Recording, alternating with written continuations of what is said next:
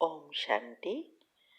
हाँ, कई बार हम प्रश्न के उत्तर में कहते हैं कि आप YouTube पर हमारे चैनल पर जाओ और प्लेलिस्ट में आपको सब कुछ ग्रुप वाइज मिलेगा। लेकिन कईयों की कंप्लेन होती है कि हम उसको प्लेलिस्ट में जाने का समझ नहीं आ रहा है और या नहीं जा रहे हैं। तो उसके लिए मैंने यहाँ विधि बताई है कैसे चैनल खोलनी है और कैसे आप प्लेलिस्ट में जाके चूज कर सकते हैं। तो प्लीज़ ये विधि फॉलो करो। ओम शांति। अगर आपको मेडिटेशन और हेल्थ की बातों को अच्छी रीति समझना है तो यूट्यूब चैनल है शिव शक्ति मेडिटेशन बीके कुसुम।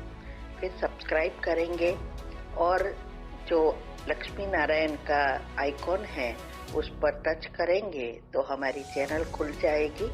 वहाँ प्लेलिस्ट में आपको सब कुछ ग्रुप वाइज मिलेगा। साथ साथ लाइक शेयर और कमेंट भी कीजिए। इससे आपका दुआ का खाता बढ़ेगा, बुद्धि का ताला खुलेगा और आप जल्दी जल्दी आगे बढ़ सकोगे। ओम शांति। કુસુમબેનને જ્ઞાનનો આપણે ખૂબ લાભ લીધો હતો. હજી આપણી જ્ઞાનની પ્યાસ વધતી જાય છે અને ફરી પાછા આપણે કુસુમબેન પાસેથી જ્ઞાન સાથે ગમ્મત અને ગમ્મત સાથે જ્ઞાન એ રીતે શરીરને તંદુરસ્ત રાખવા માટે, મનનું તંદુરસ્ત રાખવા માટે, મનને દુરસ્ત રાખવા માટે, મજબૂત કરવા માટે જે આપણને જ્ઞાનના મોતી આપશે તે આપણે ધારણ કરીને આપણું જીવન સફળ કરવાનું છે. કુસુમબેન ઘણા વર્ષોથી બ્રહ્માકુમારી સંસ્થા સાથે જોડાયેલા છે.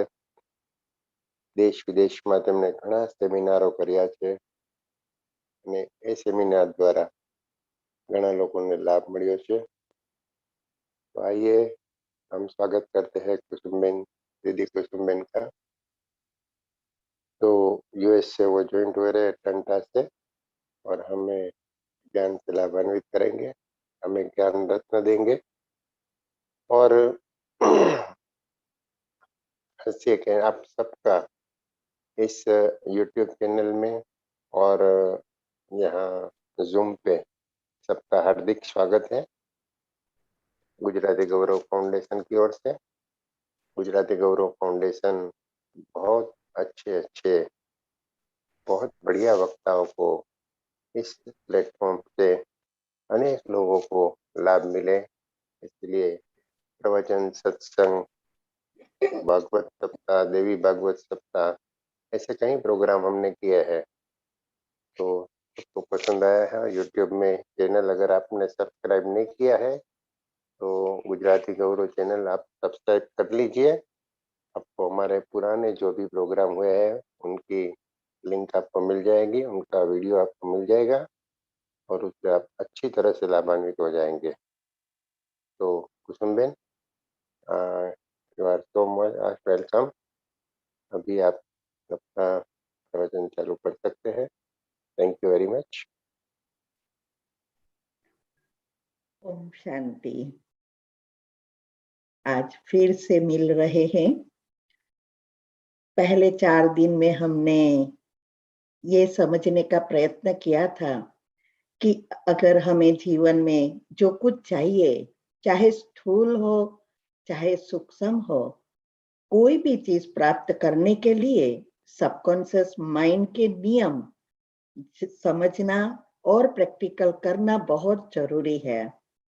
फिर दूसरे 3 दिन में जूम वेबिनार में हमने समझने का ये प्रयत्न किया कि ये जो शरीर की बीमारियां हैं वो कैसे होती है और हमें कैसे ये पीएच बैलेंस करने का, या बेकिंग सोडा लिया तो क्या हुआ, बायोप्सी से भी बच गए जो कैंसर का टेस्ट था, और यूटीआई भी समाप्त हुआ, डायबिटीज में भी बहुत फर्क आ गया। और फिर हमने रिसर्च जो भी किया वो हमने आपको बताया कि हर चीज में हम उसका कारण और निवारण ढूंढना प्रयत्न करते हैं, और फिर एक ही हमारा लक्ष्य रहता है कि ये बात सभी तक पहुंचाए।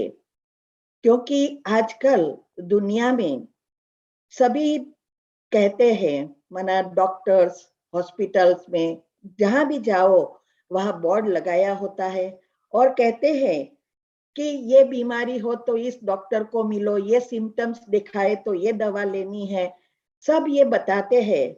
लेकिन बीमारी ना हो इसके लिए क्या करें? कैसे एलोपैथी दवा से ही हम बीमार पड़ रहे हैं और साइड इफेक्ट हो रही है, वो कोई नहीं बता रहा है। तो हमने लास्ट टाइम जैसे बताया था कि कैसे हमने ये सब अंदर की सारी सिस्टम को समझने का प्रयत्न किया और बहुत समय लगा। और ये एनर्जी जो है, जो सूक्ष्म एनर्जी, इससे कैसे हम उपयोग कर जीवन और शरीर दोनों को स्वस्थ और सुंदर बना सकते हैं, उसका भी हमने रिसर्च तब किया था जब हमें एक बुक मिली थी, और वो बुक में बहुत अच्छी रीति समझाया था। और हमने पहला प्रयत्न किया था हमारी हेल्थ के लिए, जो इस अंगुली में बहुत बड़ा मसा था और वो मसा को ऑपरेशन करने को लिए कहा था। लेकिन मुझे तो बहुत डर लगता है क्योंकि मैं कभी बीमार ही नहीं पड़ी हूँ। तो फिर ये बुक भगवान ने शायद टचिंग करवाई और ये बुक मुझे हाथ में आई लाइब्रेरी से, और ये मसा वो एनर्जी से चला गया। कोई दवा नहीं, कोई सर्जरी नहीं, और अंगुली एकदम अच्छी हो गई। दूसरा मैंने प्रयत्न किया किसी के संस्कार परिवर्तन करने के लिए, और तीसरा हमने हमारी जॉब के लिए किया। अकाउंटेंट में से फाइनेंशियल कंट्रोलर बने और फाइनेंशियल कंट्रोलर में से जनरल मैनेजर तक पहुंच गए। तो अब हमें, तब से हमारे मन में एक ही चीज चलती थी कि इस एनर्जी कैसे काम करती है और ये बात सबको बतानी चाहिए। वैसे भी हम जानते हैं कि पहले जो भी साधु संत थे या महात्माएं थे, साईं बाबा है, यीशु क्रिस्ट है, सभी एनर्जी से कभी किसी को धनवान भी बना सकते थे और किसी की बीमारियां भी दूर कर सकते थे। ये सब हमने पढ़ा है, और उसकी वजह से रेकी नाम की एक एनर्जी फ्लो का निकला है, वो भी हमने किया है। लेकिन उससे हमें कोई फायदा नहीं हुआ था क्योंकि बहुत मेहनत लगी। फिर हम ये ढूंढते ढूंढते इस ब्रह्मा कुमारी में आए, और इसमें जो एक बात बताई कि हम मन को कभी भी शांत नहीं कर सकते हैं, ना दबाना है, वो तो और ही उछलेगा। लेकिन मन को अच्छे विचारों से परिवर्तन करना है, बस। ये बात हमारे मन में टच हो गई, और आज 32 साल से इस ज्ञान में है, और लगभग 22-23 साल से हम रेगुलर है, और 21 साल से रेगुलर 25 साल हो गए, और 21 साल से ये रिसर्च करके औरों को इस बातों को बताने के लिए लौकिक मना दुनियावी चीजों को सब कुछ छोड़ दिया, बस एक ही लक्ष्य कि सबका भला करना है। तो ये बीमारी के बारे में आजकल बहुत कुछ हो रहा है। हमने यहाँ तो ये चलता था, बॉडी चेकअप हर साल कराते हैं, लेकिन कुछ हाथ में नहीं आता है तो भी कोरोना होता है, ये कैंसर होते हैं, बीमारियां होती है, अटैक आते हैं, तो फिर फायदा क्या? और अभी तो मैंने अभी थोड़े दिन पहले इंडिया के एडवर्टाइजमेंट में भी सजेस्ट सब यही करते हैं कि हर साल बॉडी चेकअप करवाना है, और सभी कैंसर से बचने के लिए टेस्ट भी करवाने हैं। जो यहाँ चलता है वो अभी इंडिया में आ रहा है। क्यों टेस्ट करवाना है जब जरूरत ही नहीं है? तो उससे बचे ही कैसे? क्योंकि ये जो कुछ हो रहा है सब साधन वसाए हैं, और उस साधन को यूज करने, और सभी एक दूसरे से सभी चीजें जुड़ी है पैसा कमाने के लिए। इसीलिए इस सभी चीजों से हमें बचना है। तो यही हम समझाने जा रहे हैं। लास्ट टाइम में से लगभग 400 450 अभी शिविर कर रहे हैं, 2 ग्रुप खोले हैं। लेकिन अफसोस की बात यह है, कई निकल रहे हैं। ये बहुत बड़ा धोखा दे रहे हैं अपने आप से। ये कोई भक्ति नहीं है, ये एनर्जी फ्लो का हम सिखाने जा रहे हैं। और हेल्दी जीवन और हेल्दी शरीर को कैसे रखे, जीवन को सुंदर बनाए, ये बताने जा रहे हैं। तो हमारी एक ही निवेदन है, भले आपको करना है नहीं करना है, आप एक बार सीख लो। तो ये हमें आज यही सीखना है कि बहुत सारी चीज है जो हम रोज बरोज के जीवन में उपयोग कर सकते हैं। तो पहले तो हम ये समझेंगे कि ये जो पिछले समय हमने समझने का प्रयत्न किया कि पीएच और मेटाबॉलिज्म, दो चीज का इनबैलेंस ही बीमारी का कारण है। भरत भाई पिक्चर रखो ना। तो ये हम पहले समझेंगे कि ये है क्या, कहाँ ये बीमारियां स्टोर होती है, कैसे पीएच इनबैलेंस होता है। उस समय हमने बताया, लेकिन फिर भी बहुतों का प्रश्न यही आता है, और बेकिंग सोडा हो गया है। तो हमें यही समझाना चाहते हैं हम कि इस बातों को आप ही अच्छी रीति समझो और आप अपने खुद के डॉक्टर बन जाओ।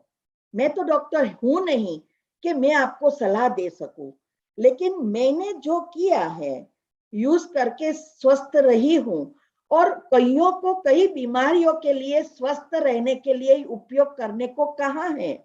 और वही बातें जब सक्सेस मिली है तो हमने ये सेमिनार में रखी है, यूट्यूब पर रखी है।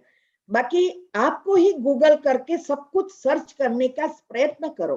अपना समय और जगह पे बर्बाद करने की बजाय ये टीवी, ये मोबाइल की अनेक पोस्ट आती रहती है, देखो, डिलीट करो, फॉरवर्ड करो, क्यों समय बर्बाद करे। ये चीजों में जाओ, गूगल करो हर बीमारी के बारे में, हर मसाले के बारे में। हमारे किचन में ही सारे मसाले दवाइयां ही है, और आयुर्वेद में कितने प्लांट्स है जो दवाइयों के काम करता है, मूल से दवा बीमारियों को निकाल देती है। तो पहले तो हमें ये समझना है कि ये पीएच इनबैलेंस और मेटाबॉलिज्म का इनबैलेंस कैसे होता है।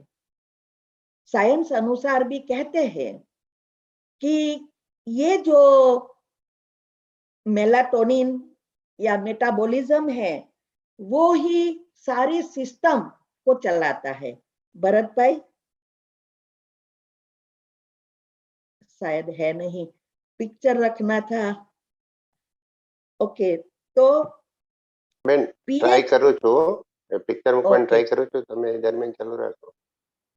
ओके, तो पीएच जो इनबैलेंस होता है उसका कारण ही है, हमने लास्ट टाइम भी बताया था, कि एसिड और क्षार, ये दोनों का इनबैलेंस होना माना पीएच इनबैलेंस होना, पावर ऑफ हाइड्रोजन।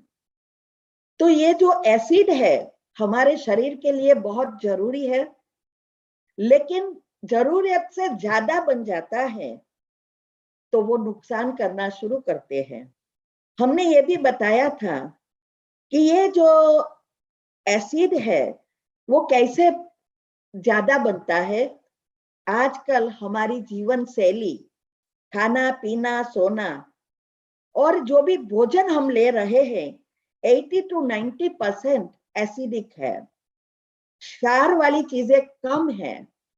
तो हमें दोनों का बैलेंस करने के लिए ही ये बेकिंग सोडा हमें सिर्फ मदद करता है, लेकिन उसका मतलब ये नहीं कि आप बेकिंग सोडा ही लिए रखो।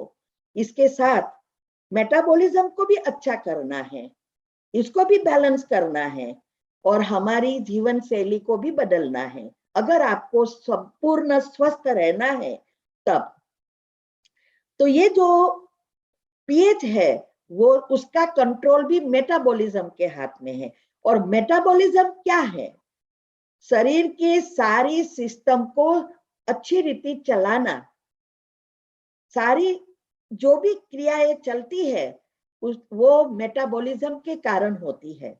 और मेटाबॉलिज्म का आधार है हमारे ग्रोथ हार्मोन्स, और ग्रोथ हार्मोन्स का आधार है हमारी सूक्ष्म एनर्जी, जो एक मेलाटोनिन, ये तो साइंस ने भी ढूंढा है कि हमारे अंदर दो केमिकल, बायोकेमिकल्स जो है, जो हार्मोन्स क्रिएट करता है, वो मुख्य है जो इस शरीर को और बायोलॉजिकल क्लॉक दोनों को मेंटेन करता है। ये जो मेलाटोनिन है वो कहां से भी आपको नहीं मिलेगा, सिर्फ मिलता है गाढ़ निंद्रा, जिसको साइंस डेल्टा स्टेज कहती है। ये सब मैं जो भी बता रही हूं वो साइंस अनुसार है। तो ये डेल्टा निंद्रा आजकल इफेक्ट हो गई है, क्योंकि सारा दिन व्यर्थ नेगेटिव से हमारा डाउनलोडिंग नहीं हो रहा है, तो डेल्टा निंद्रा में हम कम जा रहे हैं, और इसीलिए हमारी ये जो ग्रोथ हार्मोन्स है वो कम होते जा रहे हैं, और स्ट्रेस हार्मोन्स बढ़ गए हैं, और इसके कारण मेलाटोनिन का स्त्राव नहीं होता है। वो कहते हैं, आ नहीं ભરતભાઈ, કાલે મોકલ્યું ને એમાં ફર્સ્ટ મોક આપો।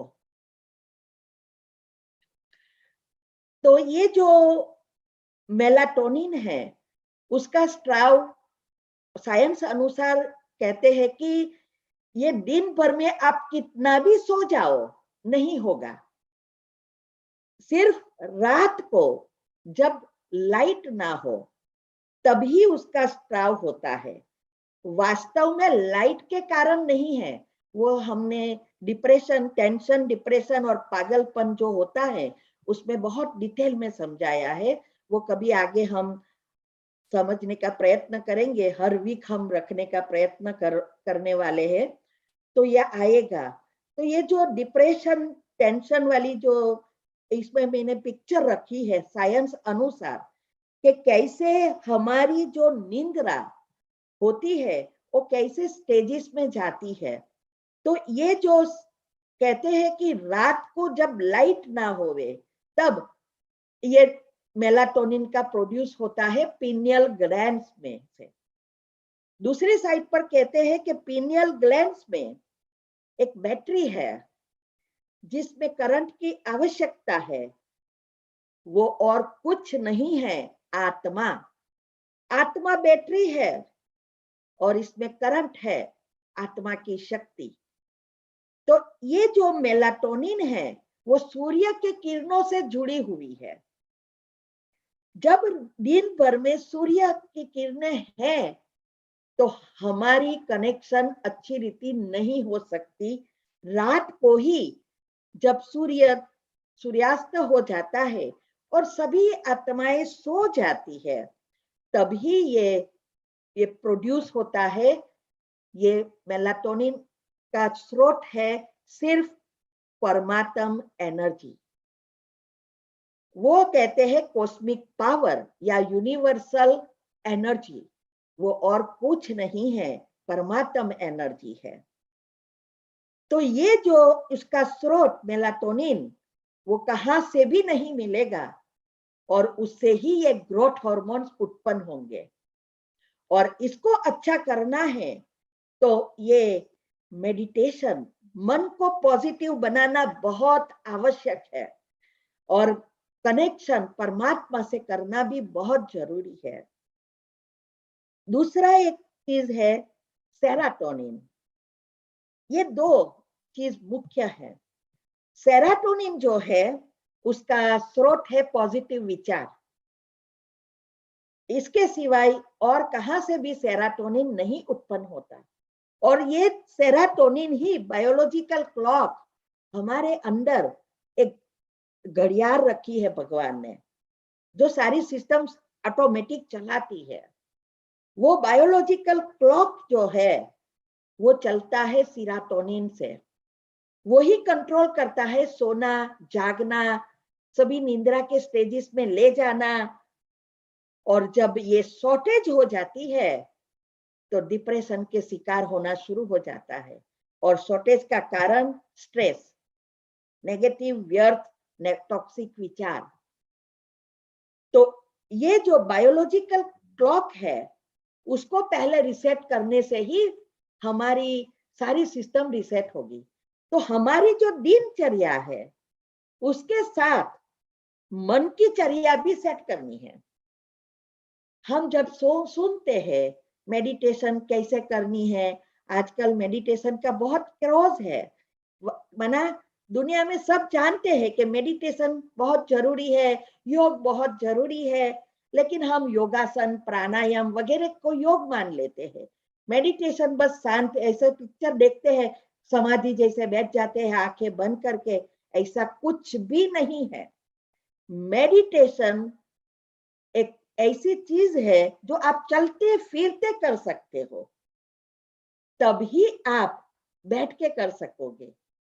और मेडिटेशन का अर्थ ये भी नहीं है कि आंखें बंद कर कर बस कोई विचार ना आए, ऐसा हो ही नहीं सकता। कोई भी साधु संत भी है, इसके भी विचार कभी भी स्टॉप नहीं हो सकते। मन का काम है विचारों का प्रोडक्शन करते रहना। इसीलिए हमें ये जो मेडिटेशन का अर्थ एक ही है, आत्मा की बैटरी चार्ज करना, और ये कोई सिखाता नहीं है। इसीलिए ये परमात्मा को इसके लिए आना पड़ता है, और वो आ गया है और सिखा रहा है और अनेक जन्म का भाग्य बना रहा है। इसीलिए कहावत है कि जब भगवान भाग्य बांट रहे थे तो क्या आप सोते थे? कहां सोना? अज्ञान रूपी नींद्रा में। तो इसीलिए ये जो मेलाटोनिन है वो मेटाबॉलिज्म को बैलेंस करता है, और उसको बैलेंस करने के लिए सेरोटोनिन जरूरी है, और सेरोटोनिन से ही बायोलॉजिकल क्लॉक अच्छा चलेगा, और बायोलॉजिकल सेट हो जाने से सारी सिस्टम रिसेट हो जाएगी। न तो आप बीमार पड़ेंगे, नहीं आपके जीवन में कोई प्रॉब्लम आएगा, दुख नाम का निशान शुद्ध नहीं रहेगा। इसीलिए ये जो हमारे अंदर जो भी सिस्टम चल रही है उसका कंट्रोल अनकॉन्शियस माइंड के हाथ में है।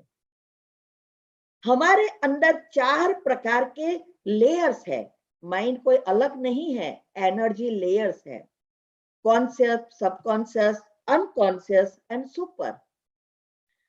सबकॉन्शियस माइंड जो है वो हमें हर समय हर चीज में सक्सेस दिलवाता है, और इस सबकॉन्शियस द्वारा ही हम अनकॉन्शियस और सुपर माइंड तक पहुंच सकते हैं। लेकिन सबकॉन्शियस तक पहुंचने के लिए जरूरी है कॉन्शियस माइंड का उपयोग करना। कोई भी बात अगर गहराई में चली जाती है तो हमारे परमानेंट संस्कार परिवर्तन हो जाते हैं, और उस अनुसार सेल्स परिवर्तन हो जाते हैं।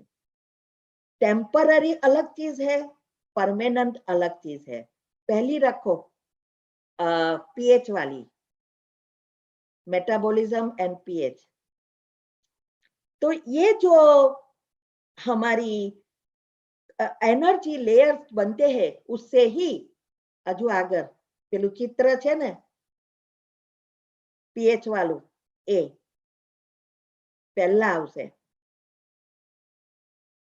तो हमारे ये जो एनर्जी लेयर्स बनते हैं हमारे विचारों से, तो ये हमारे जो भी हम संकल्प करते हैं वो पहले हमारे शरीर में जाते हैं, फिर हमारे आसपास फैलते हैं, फिर हम जिसको याद करते हैं उसके पास पहुंचते हैं, फिर हमारे जीवन पर उसकी असर होती है, और एक एक वाइब्रेशंस के रूप में एक एक संकल्प की एनर्जी हमारे अंदर स्टोर होती है। एक है ईथर तत्व, इसमें भी स्टोर होती है, और हमारे चक्र में भी स्टोर होती है हमारे गुण और अवगुण के अनुसार। ये जो एनर्जी स्टोर होती है वो कितने परसेंटेज आप जानते हो? एक कोई भी चीज आपने देखी या सुनी या सोची, उसका हमारे जो बाल की एक टो होती है ना ऊपर की, उसके भी 10,000वां भाग बनकर एनर्जी में स्टोर हो जाती है। आप सोचो कितने सूक्ष्म है। और जब वो बाहर आती है तो धीरे धीरे धीरे पहले तो आएगी 10,000 पार्ट में, फिर से एक्शन में आएगी। तो कोई भी चीज हमारे जो चक्र में एनर्जी भरी है, पहले तो इस जन्म की होगी भाग्य के रूप में, फिर दूसरी होगी हमने विचारों से खींची अच्छी या बुरी, और फिर तीसरी होगी हमारे स्थूल में आएगी। तो ये जो 10,000वां भाग है, जब हम मेडिटेशन करके योग के द्वारा संचित कर्म भस्म करेंगे तो जल्दी हो जाएगा। लेकिन जब ये प्रैक्टिकल में आ जाती है, स्थूल में बीमारियों के रूप में या जीवन के प्रॉब्लम के रूप में, तो उसे बहुत समय लगता है। पहले स्थूल ब्लॉकेजेस खोलना पड़ेगा, फिर सूक्ष्म को खोलना पड़ेगा, और हमारी अज्ञानता के कारण वो स्थूल में भी आ जाए तो भी हमें समझ नहीं पड़ती। मेरी ही बात कर लो, अब 5 साल से फोड़कियां होती रही, मुख में सूजन आई, हमारे मसूले में बहुत कुछ हुआ, लेकिन हमें इस बातों का पता ही नहीं। हम कारण ढूंढ रहे थे मुख में, और मुख की टेम्पररी हमें ट्रीटमेंट कर रहे थे घर के मसाले की, लेकिन हमें यह नहीं पता कि उसका मूल जो है यो पेट है। हर कोई ऐसा कर रहा है। दांत टूटता है तो भी कारण पेट है। हमारे मुख में स्मेल आती है, नाक में स्मेल आती है, कारण पेट है। पीएच इनबैलेंस है, मेटाबॉलिज्म इनबैलेंस है, लेकिन हमें न पता के कारण ये जीभ में आ गया 2 साल से, और जीभ के अंदर सूजन होने लगी और फोड़कियां होने लगी, तब भी मुझे नहीं पता चला। आप सोचो, मैं उसकी ट्रीटमेंट बेकिंग सोडा लगाने में, ये सब करने में करी पड़ी, चला जाता वापिस आ जाता, चला जाता वापिस आ जाता। अभी जब डॉक्टर ने कहा कि ये बायोप्सी कराना पड़ेगा, तब हमें ये पता था कि बायोप्सी अर्थात कैंसर। तब हमारी आंखें खुली और हम योग का प्रयोग डिटेल में शुरू किया। ये योग का प्रयोग शुरू करते करते, योग का प्रयोग और कुछ नहीं है, एनर्जी फ्लो करके अंदर सूक्ष्म कर्म को जलाना। तो ये जब करते करते हमारी, तो भी हमारे में अक्ल नहीं आई, तब ये यूटीआई हुआ। और यूटीआई में जब मैंने बेकिंग सोडा लिया तो यूटीआई चला गया, लेकिन उसके साथ उस समय मुख में भी बहुत जीभ की सूजन दूर होने लगी। तब हमने ये सब चेक किया और पता चला कि ये बेकिंग सोडा से हमें जल्दी जल्दी ये मदद मिलती है हमारी ये बैलेंस करने। और हमने जो भी थोड़ा खाने में थोड़ा लूज हो गए थे, तो भी वे फिर से ये फ्रूट्स और सैलेड 12 बजे तक खाना शुरू किया। और योग के प्रयोग में मैंने स्पेशल एनर्जी फ्लो जो करनी है वो कंटिन्यू किया, तब ये चला गया, जीभ का चला गया। अभी मुख का जो 5 साल पहले था, वो फोड़की की जगह फिर से पेन जो पहले शुरू हुआ था, वो जब मैं खाना खाती है फिर से शुरू हुआ। साइंस अनुसार भी कहते हैं, जो भी बीमारी जहां से शुरू हुई और जहां से एंड होनी है, माना पहले जो आई है वो लास्ट में जाएगी। जैसे मेरे हस्बैंड को पहले पांव की उंगलियां शुरू हुई, झंझनाटी शुरू हुई, फिर पांव के नीचे का भाग शुरू हुआ, फिर मसल्स और हाथ की उंगलियों शुरू हुई, फिर हाथ सारा हो गया, फिर सब मसल्स हुए, फिर मुख हुआ, और बाद में चलना भी बंद हो गया। तो ये स्टेप्स वाइज हुआ। तो उस समय जब हमने डॉक्टर को पूछा कि ये क्यों ये सब कुछ नहीं अच्छा हो रहा है, 4 महीना मैंने मेडिटेशन इतना सीरियस किया, तब टचिंग आई भगवान की और हमने वो ट्रीटमेंट की, वो किया तो तुरंत अच्छा होना शुरू किया। लेकिन पहले मुख की अच्छा हुआ, फिर हाथों की उंगलियां अच्छी हुई, मसल्स अच्छे हुए, लास्ट में पांव गए की उंगलियां गई। तो जब से जो शुरू हुआ है वो एंड में जाता है, तो वो उछलेगा। आप जो भी मसाले ले रहे हो तो वो बाहर आएगा, घबराना नहीं है। मसाले कभी भी अगर उसकी क्वांटिटी के रूप में, दवाई के रूप में लिया है तो कभी भी नुकसान नहीं करेगा। नुकसान तब करता है जब ज्यादा लेते हैं, इनबैलेंस करते हैं। जैसे बेकिंग सोडा है, 5-10 स्पून ले लो तो वो जरूर नुकसान करेगा। जितनी क्वांटिटी, जिस रीत से कोई भी मसाला लेते हैं तो कभी भी नुकसान नहीं करता है। इसीलिए घबराना नहीं है अगर बढ़ जाए। हमारे में भी बहुत बार गया, जीप में आया वापिस गया, आया वापिस गया, अभी चला गया। अभी ये दाढ़ में शुरू हुआ है 1 वीक से, लेकिन कोई प्रॉब्लम नहीं। हम जानते हैं कि ये क्यों हो रहा है, इसीलिए ये ज्ञान जरूरी है। ये मैं डिटेल में इसीलिए समझा रही हूँ। मैं बोल देती हूँ, बोल सकती हूँ आपको कि ये मसाला यूज करो, ये कर दो, जैसे टीवी, अरे सॉरी, यूट्यूब ऊपर आता है। लेकिन क्यों करना है, कारण क्या है, निवारण क्या है, ये बातें हम समझते हैं, हमारी बुद्धि में अच्छी रीति बैठ जाता है, तो हम कभी भी घबराएंगे नहीं और अच्छी रीति उसका उपयोग करेंगे। इसीलिए हमें ये जो भी हमने खुद ने ट्राई किया या औरों के पास करवाया है, क्योंकि ये बीमारी होती है तभी तो हम मसाले ट्राई कर सकते हैं ना। तो कभी कभी हमने अनेकों को भी करवाया, जैसे बीपी है, डायबिटीज है, यूटीआई है, कैंसर है, थायराइड है, अनिद्रा के प्रॉब्लम है, हमारे व्यसन जो हो गए हैं आजकल, बहुत व्यसनी हो गए हैं लोग, तंबाकू खाना, ये कैंसर वगैरह जानते हैं फिर भी, हाँ, ये ड्रिंक्स लेना, बहुत कुछ व्यसन, ड्रग्स में बच्चे चले जाते हैं। तो उससे कैसे मुक्त कराए, भूख के जो भी प्रॉब्लम है, घुटने के प्रॉब्लम है, ये सब जो भी हमने करवाया है वो हम बताने जा रहे हैं। जितना समय होगा उस अनुसार हमें बताएंगे, जिससे ये अच्छे हुए हैं। और यूट्यूब पर भी ये सब रखा है।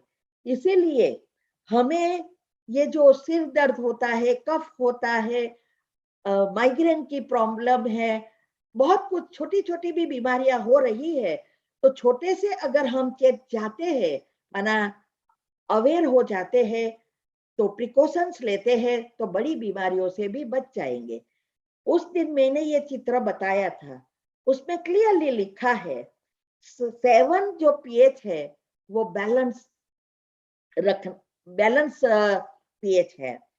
735 से 765 वो कंप्लीटली हेल्दी होने की निशानी है। आपको नख में भी रोग नहीं होगा, लेकिन 7 तक कुछ ना कुछ है। फिर 6.8 हुआ तो बीमारियों कहाँ ना कहाँ स्टोर होती है। उस दिन मैंने कहा था कि बीमारी साइंस अनुसार कहते हैं कि बीमारी कहाँ स्टोर होती है, जहां हमारे कमजोर अंग है।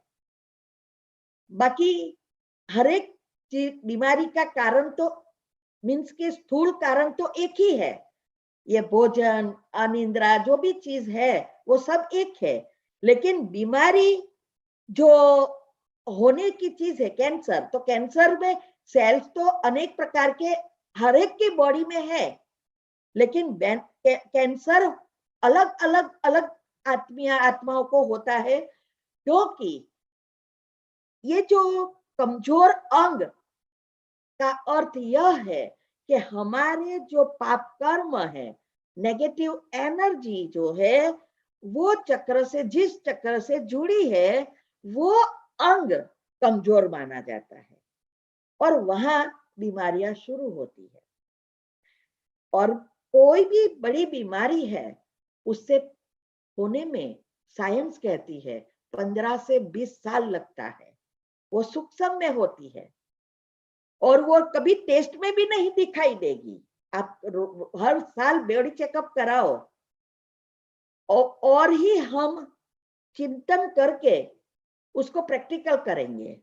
माना बीमारी के बारे में आपको पूछेंगे डायबिटीज आपके जनरेशन में माँ बाप को है, तो आप कहेंगे हाँ है, तो आपको हो सकता है। हो सकता है आपने एक सॉफ्टवेयर बना लिया कि मेरे पेरेंट्स के को हुआ है, मुझे होना ही है। इसके बदले अगर हम ध्यान रखते, इस बातों को समझते और ये संकल्प चलाते कि उसको हुआ था, लेकिन अगर मुझे नहीं चाहिए तो मुझे क्या करना है, और हम डायबिटीज से कैसे बचे या बीपी से कैसे बचे, तो हम स्वस्थ रह सकते हैं। और ऐसा जरूरी नहीं है कि हमारे माँ बाप को हुआ है और हमें होगा, ये जरूरी नहीं है। उस ब्लड टेस्ट के लिए उस दिन का वो रिपोर्ट है, लेकिन प्रैक्टिकल में लाना वो हमारे विचारों पर आधारित है। इसीलिए जो भी हम ये चीजों जो है माना हम टेस्ट करवाते हैं, तो टेस्ट करवाने से हमारे बीमारी खत्म नहीं होती है। चलो आज आपने कोलोनोस्कोपी करवाई, एंडोस्कोपी करवाई, वो तो सूक्ष्म में ब्लॉकेजेस है, वो नहीं आएगी। शायद अंदर सूक्ष्म में हो रहा है, इकट्ठे हो रहे हैं सेल्स, लेकिन बाहर तो तब आएगी जब वो स्थूल बनेगी। मैंने जैसे कहा 10,000वां भाग अब स्थूल में होगी और टेस्ट करवाए तब स्थूल में नहीं है लेकिन होने वाली है। और फिर वो कहते हैं 10 साल के बाद करवाना है कोलोनोस्कोपी। आप ये सुनो, समझो अच्छी रीति, ये है यहाँ चल रहा है। ये अभी आपने करवाया, आपको पता नहीं है अंदर सूक्ष्म में कितनी एनर्जी इकट्ठी हो रही है, पाप कर्म। अभी आपने करवाया, उस दिन नहीं दिखाया, 2 साल के बाद बाहर आना शुरू किया।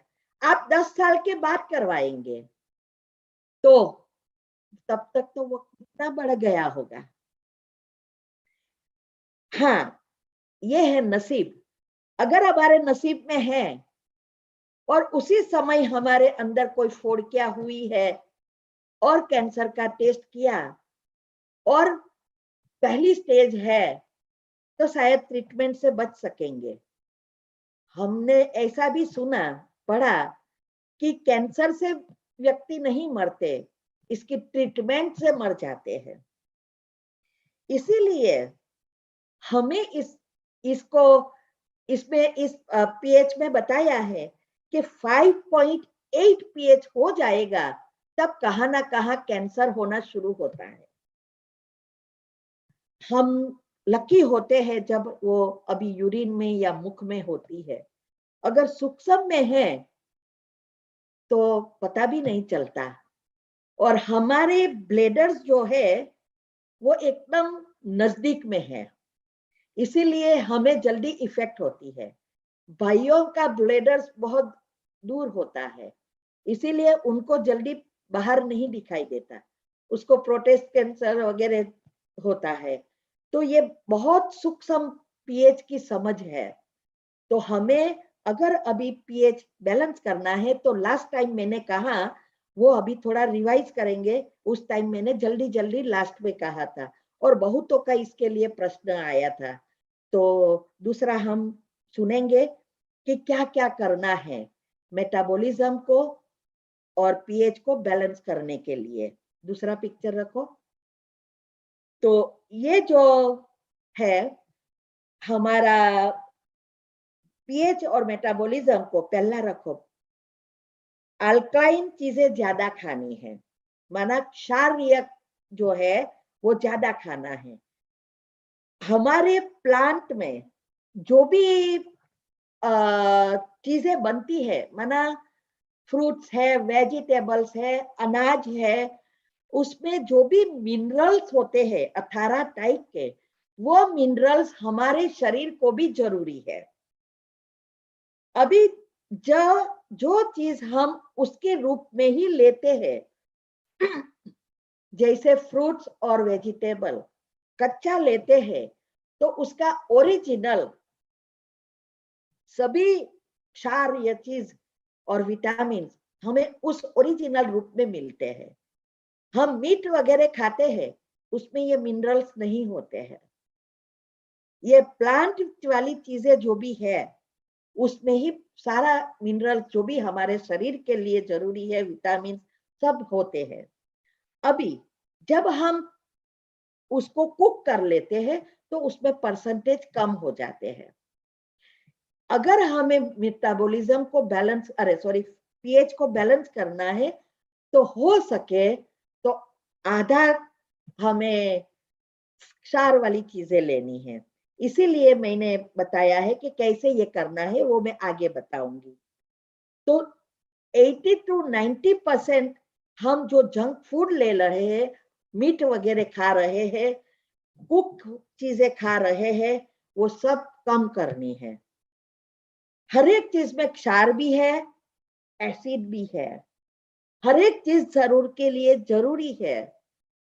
अनाज भी जरूरी है, लेकिन अनाज को तुरंत, जैसे दाल या बीन्स जो भी चीज है, तुरंत बॉईल नहीं करनी है। उसको पानी में भिगो के 12 घंटा रख के फिर कुक करना है। इससे क्या होगा, उसके जो ओरिजिनल विटामिन मिनरल सब एक्टिव होते हैं। जैसे हम बीज को जमीन में डालते हैं, फिर वो भिगो के डालेंगे तो वो जल्दी एक्टिव होता है, ड्राई टाइम लगता है। ऐसे ही इस चीजों से है। ऐसे ही ड्राई फ्रूट भी भिगो के अगर खाएंगे, तो उसके सारे विटामिन मिनरल एक्टिव हो जाएंगे और बहुत फायदा होगे। तो हमें हमारे अंदर जो भी क्षारीय चीज है, वो ज्यादा लेनी है। सुबह में उठते ही 1.25 लीटर पानी पीना है।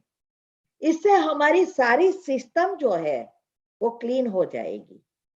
हो सके तो वार्म पीना है, या रूम टेम्परेचर वाले तो कम से कम पीना है। जितना आप गर्म पिएंगे उतना जास्ती फायदा होगा।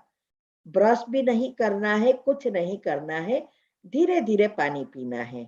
कभी कभी हम साथ में नहीं पी सकते, तो हम थोड़ी देर के बाद पी सकते हैं। जैसे 2 ग्लास पियो। हम क्या करते हैं, हम तो सुबह में पहले उठ के मेटाबॉलिज्म को भी बैलेंस करते हैं, माना मेडिटेशन भी करते हैं, और साथ में ये स्थूल का भी प्रयोग करते हैं। तो पहले 3 ग्लास पानी पी लेते हैं, थोड़ा थोड़ा करके मेडिटेशन करते करते।